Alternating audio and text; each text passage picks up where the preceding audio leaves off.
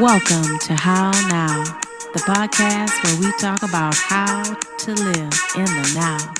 And here's your host, Kim Martin-Raymond.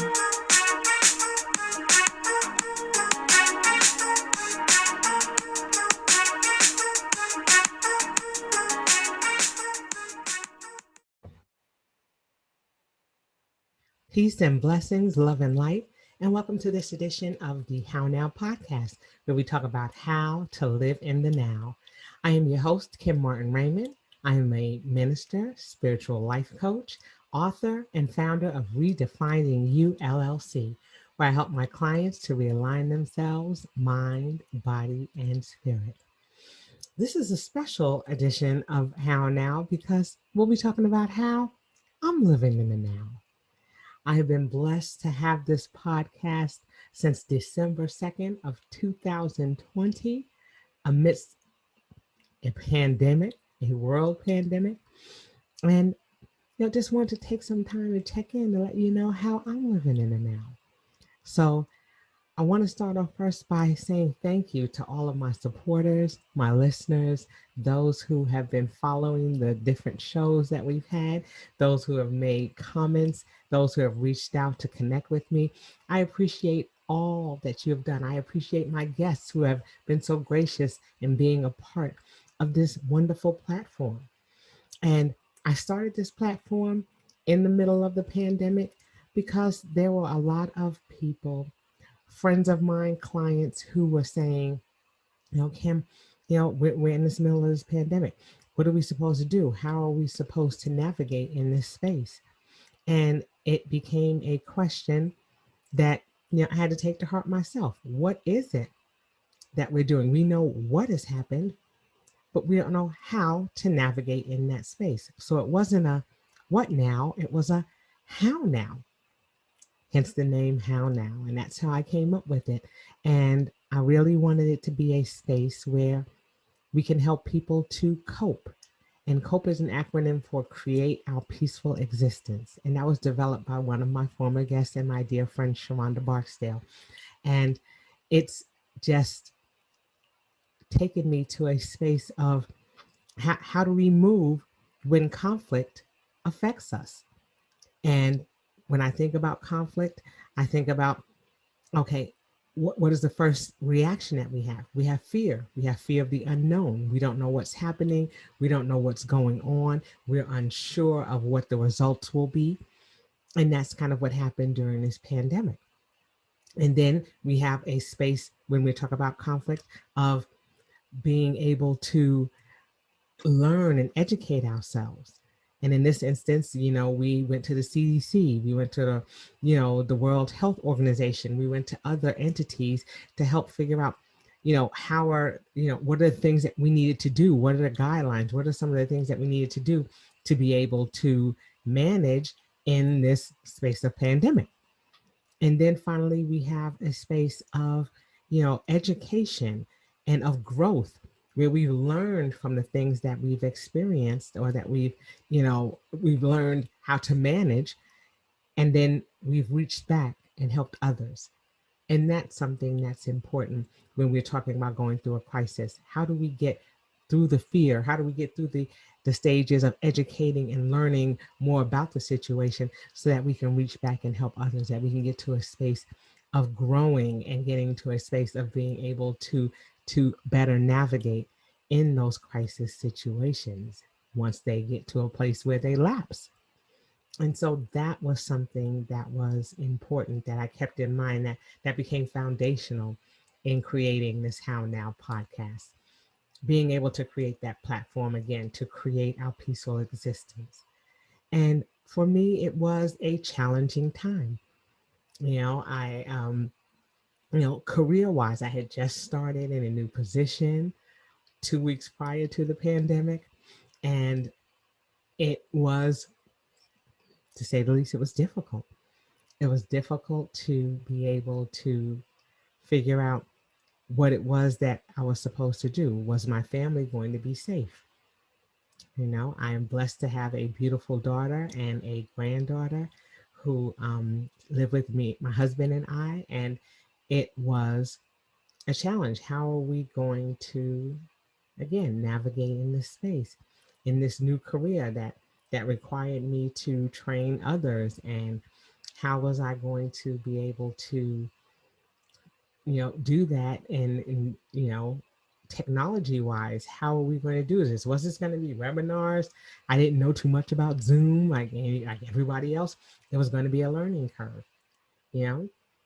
But not only was it a challenging time, for me with my work, I was going through some, spiritual changes too.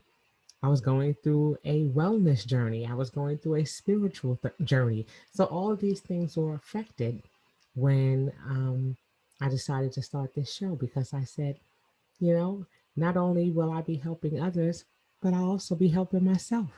And that's important.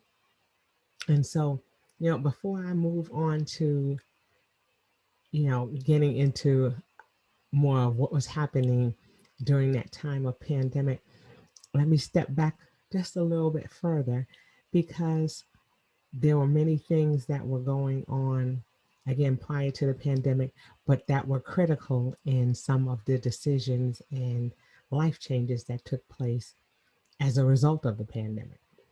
So I'm originally from Queens, New York, and I moved to Atlanta 25 years ago. And I was a young girl, moved here with my family. I had my two daughters at the time, and purchased a home 13 months after I moved here, and a home that I'm still in 24 years later.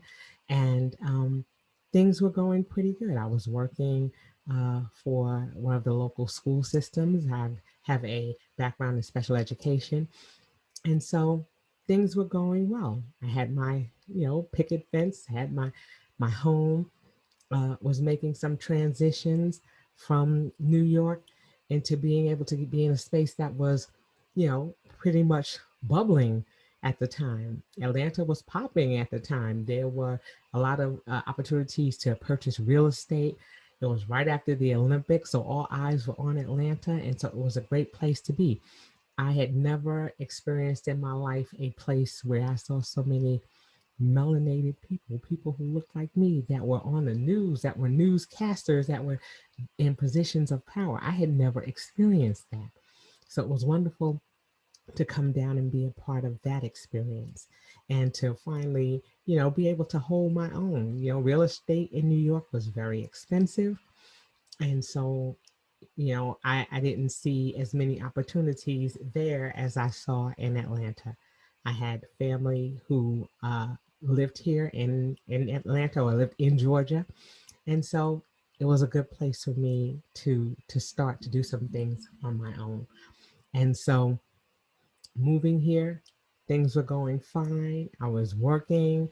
I had found a church home, and it was just a wonderful season. It was a season of transition, but it was a good season of transition. I needed to establish some things on my own, independent of my, my parents. And so it was wonderful to be able to come down and to do that. And so, as I said, things were going well. And then we fast forward to 2009, where tragedy struck me and my family. As I've said in the past, and many who know my story know that I lost my youngest daughter, Kathleen. She was almost 17 years old. She had a brain aneurysm, and she passed in her sleep. And I lost my youngest daughter. And it was a challenging time for us. My daughter was, my oldest daughter, Christine, was finishing college, and she was moving back to New York to help my parents, to assist with um, a business that they had, and also to assist with taking care of my maternal grandmother, who had become ill. And so she had moved back up to New York after graduating from college with her degree in video game design and development. So I was excited for the journey that she was going to be on. But I was also going through my third divorce. Yes, I said it, third. So was going through my third divorce, and that was a challenging time as well. So when my daughter passed, I went from having a house full, being, a mom, being a worker bee, being a wife, to now living by myself for the first time ever. I had never lived alone. I had my oldest daughter. I was still at home with my parents and had gotten married and moved out, and then had my second daughter. And so, I had always had someone with me. So this was a pivotal time in my life back in 2009 because, like I said, I, I no longer had my children with me and I was divorcing my spouse. So it was just me. And that was definitely a season. That was definitely life altering. It became a time where I determined who the toxic people were in my life, who those, who were around me. I knew who was for me and who was against me. And that was a challenge in having to see, when tragic times hit, who really is there for you. So I had to really start looking at my circle and seeing who I was surrounding myself with, and whether these people were going to be people who were going to help to encourage and to enlighten and to uplift me during this very challenging time of my life. And the very next year after my daughter passed, I was already in my master's program. So I was finishing up my master's program and got my MBA. And at the same time, I was turning a big 4-0. So it was another life change for me because now I was like, okay, I'm 40 years old. What are some things that I'm doing? What are some things, I started assessing my life. I really started looking at the things that were going on around me and saying, you know, what is it that I want? What is it that I'm looking for? But I think the hardest question to answer was when one of my dear friends said, "Hey, you, your daughter is up in New York. You're divorced, or you're single again. We're sorry for the loss of your daughter, but now you're free. You're by yourself. What are you going to do? What do you like to do?" And that was probably the hardest question that I have ever been asked in my life because I couldn't answer it because I didn't know, or at least I had forgotten. That's a better way of saying it. I had forgotten. I was so busy being defined by the roles that I played that I never thought about who I was outside of those roles.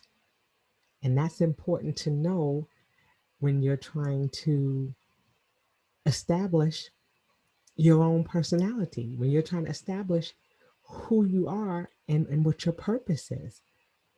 Yes, they were very much a part of my why, but the bigger question was, why do I do what I do? Why do I believe what I do?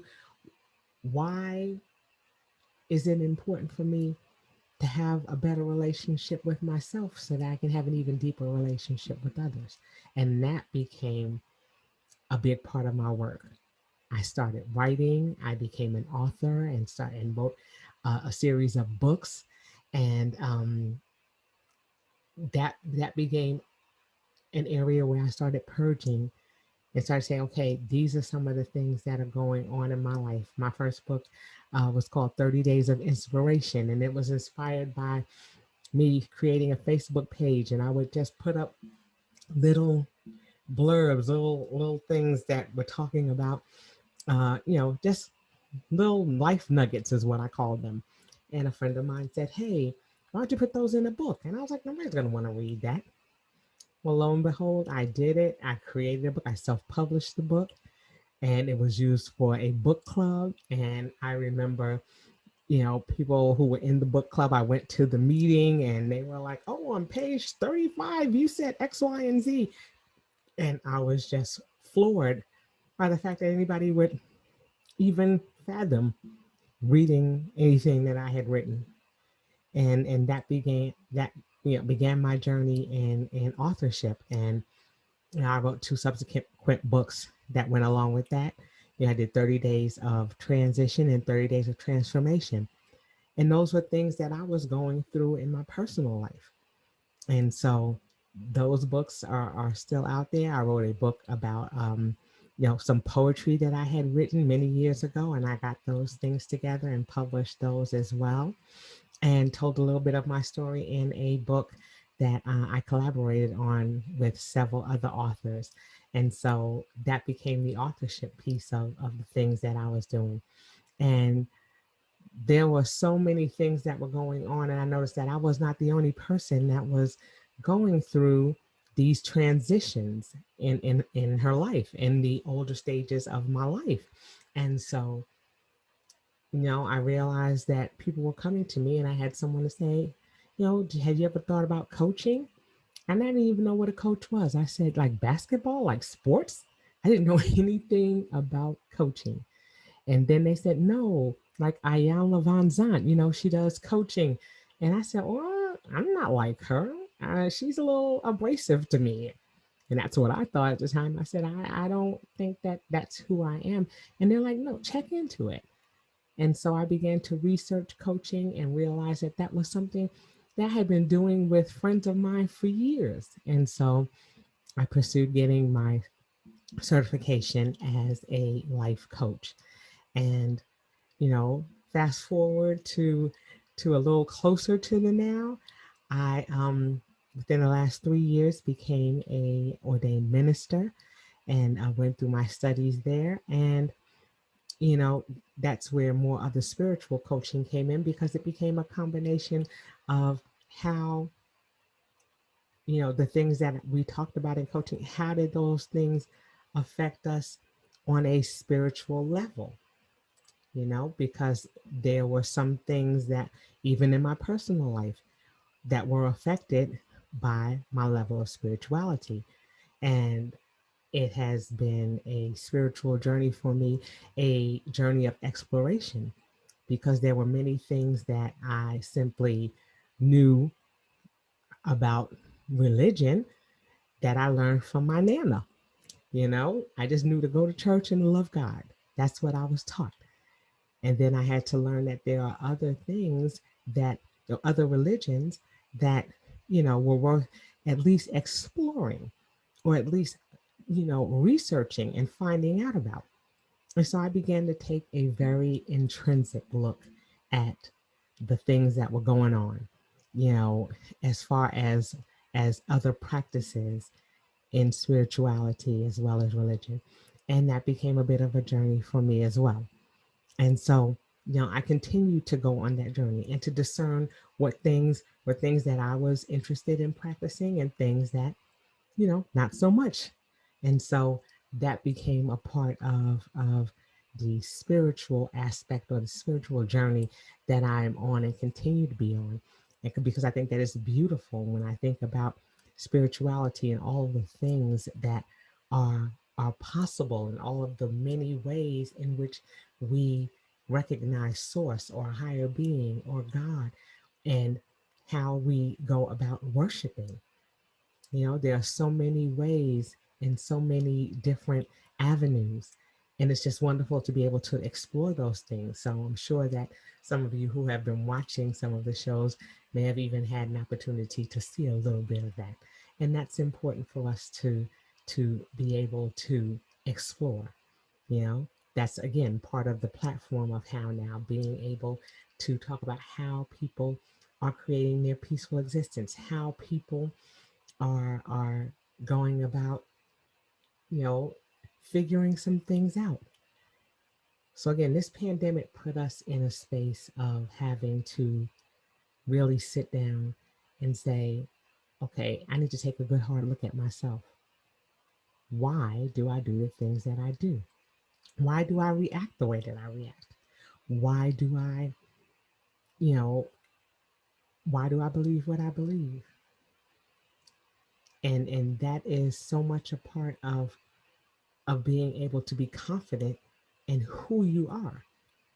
And without that thought, without that desire to seek, to learn as much as you can about the things that are going on around you, you know, there's nothing better than establishing a relationship with yourself. And that's something that I've learned over the last couple of years. And especially as I reached a milestone last year, I turned 50. And, you know, it's been a long time and many changes that have taken place in my life personally that has brought me to this space right now.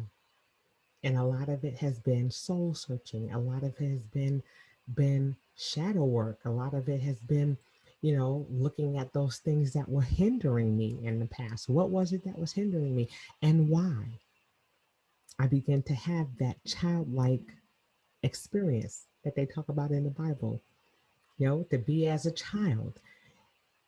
As a child, you used to ask why, you know. But in my coming up, in my upbringing, we were always taught to do as you were told. And so I got a lot of that, a lot of just doing as I was told and not questioning what it was that I was told. But then you think about the millennials nowadays and they question everything.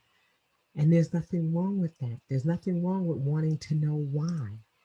Because sometimes our reactions to things are because we haven't been made aware of why we're being asked to do something or why something is the way it is. Why do we have to do that? Who says that we have to do that? And is that something that's going to be beneficial to us? So that became my journey. I had always been overweight. So another aspect has been a wellness journey for me. And what can I do to respond to my body? As I've gotten older, my body has decided to do all kinds of things. I wake up and wiggle my toes and make sure that when I step out of that bed, I don't hit the floor. So, I really had to start looking at my physical health as well as my mental health and well-being. And so, I began a journey of investing in myself. What are some things that I can do to make sure that I'm taking care of myself physically, that I am taking care of myself mentally, and I'm taking care of myself emotionally? These things are important and they're ongoing, even right now. you know it's all about self-regulation and getting to a space of being able to say, you know what, this is what's happening right now, and how I react to it is going to determine what's going to happen moving forward. So everything that I do a lot of talking to myself. I know there are a lot of other people out there who do the same thing. I do a lot of talking to myself because I have to talk myself through things. I have to talk through the steps of the things that I'm going to do. So, I've started to become purposeful because I think that I had gotten to a space where I was just living, or I was just existing. Let me put it that way. I was just existing and not living. I was just doing everything by rote. I became very robotic in everything that I did. I know I just got up, brushed my teeth, took my shower, put on my clothes, went to work, came home. It just became robotic, but I wasn't living. I wasn't spending time with my family and my friends. I wasn't, doing things for me. Everything had to be for the benefit of someone else. And it no longer became at the benefit of someone else so that it made me feel good. I began to become vexed, just to be honest. I became vexed with it. It became, I was doing it, but it was at my expense because I didn't know how to say no. I wanted to please everyone. And I had to learn that as a people pleaser, the person that I needed to please also included me. And so there have just been a lot of aha moments. There have been a lot of times where I've reverted back and had to catch myself and say, okay, girl, what are you doing? Why are we going back here? And what is going to be the benefit of going back here? So it's been a time of a lot of soul searching. It's been a time of a lot of trying to be a better me, and what that process looks like, and being able to find my voice, because that's critical. When you can't speak intelligibly about yourself, then how how are you going to be able to articulate to people what it is that you need or what it is that you want? Okay, one thing that I do, and that you may hear me do for almost all of my shows, I always say, and as is customary, here at the How Now podcast, I like to have my guests introduce themselves at this time, because I think that it's important for people to be able to speak about who they are and how they want to be received by this world. And so that's why I will always ask my guests to introduce themselves, because it's not for me to try to introduce them, or to, I can't do justice. I can't do more justice than they can in introducing themselves and in letting people know who they are, you know? And these are some of the nuggets that I share with my clients. Who are you? How do you represent yourself? You are your own brand. And so, how are you representing your brand? How are you representing who you are? How do you want to be seen? That's important. It's important for us to know who we are, you know? And I know that I am here to be a person who creates platforms and safe spaces for those to be able to talk about the things that are important to them, and for them to be able to see themselves. Those safe spaces are important to me because I know that I needed that. And I know that the people around me, those who require my services, are looking for the same. And so it's a matter of aligning ourselves, being able to be mindful of all of the actions that are going on. What's happening right now? What's happening in this space? Am I absorbing everything that I'm supposed to absorb in this space, in this now? It's important for us to get to that level of understanding. And that has been a big part of my journey. So this show has been such a great part of the journey for me. I think that it's always going to be, a part of my life, and those who I have an opportunity to come into contact with, because now changes. What is happening right now may not be the situation a week from now. But as I learn to navigate in these spaces, when I get into new nows, I'm going to know how to exist in that space. I'm going to learn I'm going to know how to open my ears and my eyes so that I have a level of awareness. I have a thirst for being able to say, okay, what is it that I want to learn now? What is it that I want to do now? Where is it that I want to go now? Once we get to that space, we find a space of peace, and this time of non empathy is what I call it, because we're not seeing much empathy. We're not seeing much love for our brothers and sisters. But when we get to that space of saying that, you know, I, I want to be more, I want to do more. When we get there, then we can say, all right, how can I help? How can I change how things are happening? How can I finally get to a space where I'm saying, okay, I'm okay with me and I can help others? You know,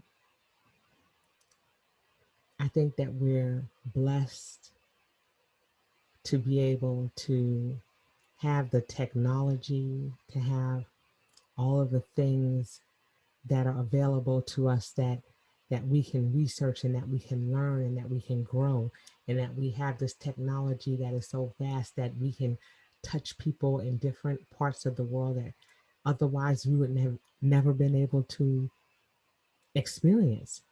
We would have never been able to touch.